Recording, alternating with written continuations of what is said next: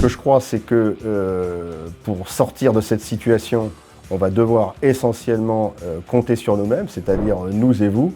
S'il y a un moment où la notion de partenariat doit prendre tout son sens, c'est précisément en ce moment. Et puis, ce que je sais, c'est que les entreprises du groupe savent se retrouver dans des conditions de marché qui sont particulièrement difficiles. On était confronté d'abord à une crise de l'offre, avec la difficulté pour les promoteurs de développer des nouveaux projets. Puis là, on est confronté de manière évidente à une forte crise de la demande. Il faut qu'on change collectivement sur toute la filière nos manières de travailler pour concevoir des projets plus efficaces d'un point de vue des coûts, sans remettre en cause évidemment la qualité ni l'urgence absolue de s'adapter au changement climatique. Les années qui viennent, probablement, on aura des volumes très différents et la nature des logements qu'on devra produire ne sera plus du tout la même. Beaucoup de rénovation et de réhabilitation. Aujourd'hui, la crise de l'immobilier est une crise bancaire. On a besoin de sécuriser le maximum de données dans nos bilans. Donc finalement, la donnée qu'il va nous falloir sécuriser, ça va être le coût technique. La crise qu'on connaît aujourd'hui montre combien la financiarisation excessive de l'immobilier la rend fragile. Je pense qu'il faut revenir aux fondamentaux et HAR a toute sa place à y jouer. Par une conception centrée vraiment sur l'usage et le confort des habitants, une amélioration de la compétitivité pour réduire le coût de production des logements, et enfin, ce que j'attends, c'est qu'HAR continue à nous accompagner dans la création de produits immobiliers nouveaux, tels qu'on a si bien su le faire sur Neos. La ville de 2050, elle est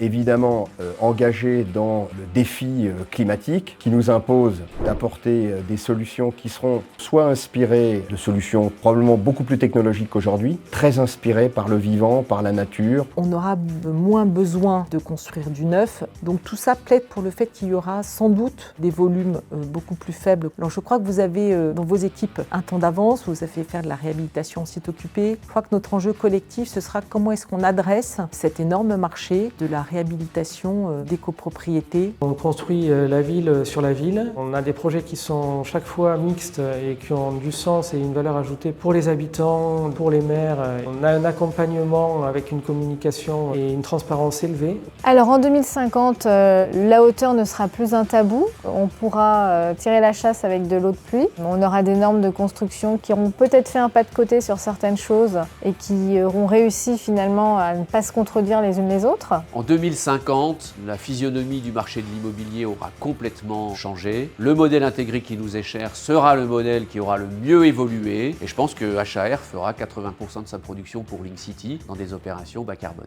Déjà, je nous crois toujours en vie en tant qu'entreprise en 2050, mais peut-être avec une manière de procéder qui sera différente, beaucoup plus de standardisation dans les contenus et dans les méthodes, également beaucoup plus de customisation, beaucoup plus d'adaptation fine dans une ville heureuse, rafraîchie, décarbonée et où il fera bon vivre. Une structure agile avec beaucoup de jeux de jambes qui est capable d'avoir un lien très fort de proximité avec son client, une très forte transparence, une vision contractuelle qui probablement va au-delà du contrat pour essayer de gérer les aléas ensemble dans un monde où l'incertitude est très élevée. Eh bien, je la vois orange et pionnier du smart building éco-responsable. En 2050, HAR sera le leader de la construction neutre en carbone et de la qualité d'usage. En tout cas, c'est bien ce que je vous souhaite.